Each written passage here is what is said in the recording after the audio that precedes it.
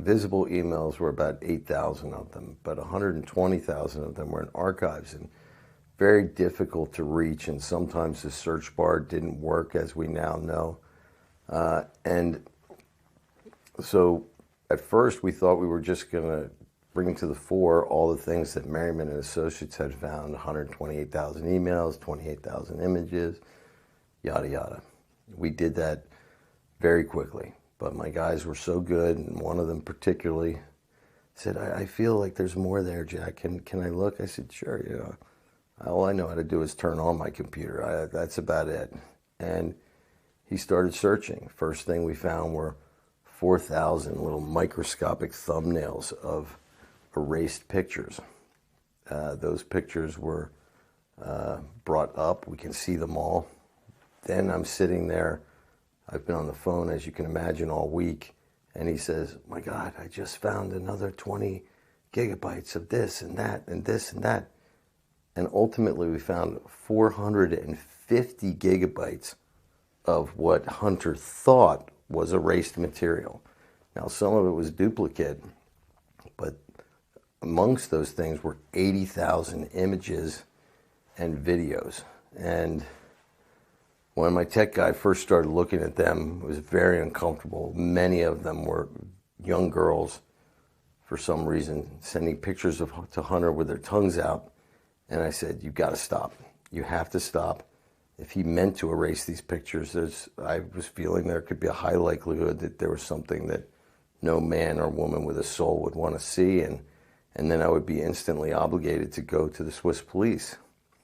And I wanted to make sure, before that eventuality had to come to pass, that we had archived all the other material. Now, since then, we found thousands and thousands of PDFs we didn't know about. We believe that we've been able to scrape all the attachments. We keep finding more and more things. And so that became quite horrifying. And that's where we are, people. And in short order, I'm going to make it available to the world. My original intention on coming here was to make copies for the United States Senate, the House of Representatives, and U.S. law enforcement, because every single crime that Hunter committed, other than espionage, is also a state crime. Pedophilia, money laundering, grooming of children, human trafficking, drug dealing. All these crimes can be prosecuted at the state level. And as I said earlier, why would we wait for Mrs. Peter Strzok to do something about it? Because we know her husband didn't do anything about it, because he testified against the president in the first impeachment while being in possession of Hunter's laptop. Here's something that I think everybody has to understand, and I've not gotten a clear answer. The Washington Post has not gotten a clear answer. Josh, I don't believe you've gotten a clear answer. The Senate Judiciary Committee, who finally contacted me about a month ago, had no answer.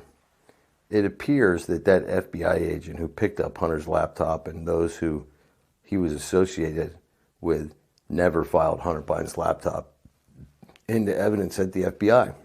The FBI received the laptop on the 9th of December 2019, but they actually were informed of its existence earlier.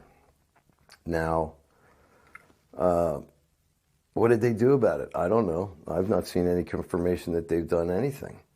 As far as I can tell, the trial in Delaware is about taxes. It's not about abusing children. It's not about trafficking women. It's not about putting in jail the crack dealers all across America who Hunter used to keep his habit up. And I think it's very important that I say this right now. The crack laws in the United States of America put almost 200,000 African American males in jail. Anybody can look it up. The ACLU did a study about a lost generation. Joe Biden wrote that law. That law made 1 gram of crack cocaine equal to 100 grams of powder. And it destroyed entire communities. So BLM, if you're listening, I hope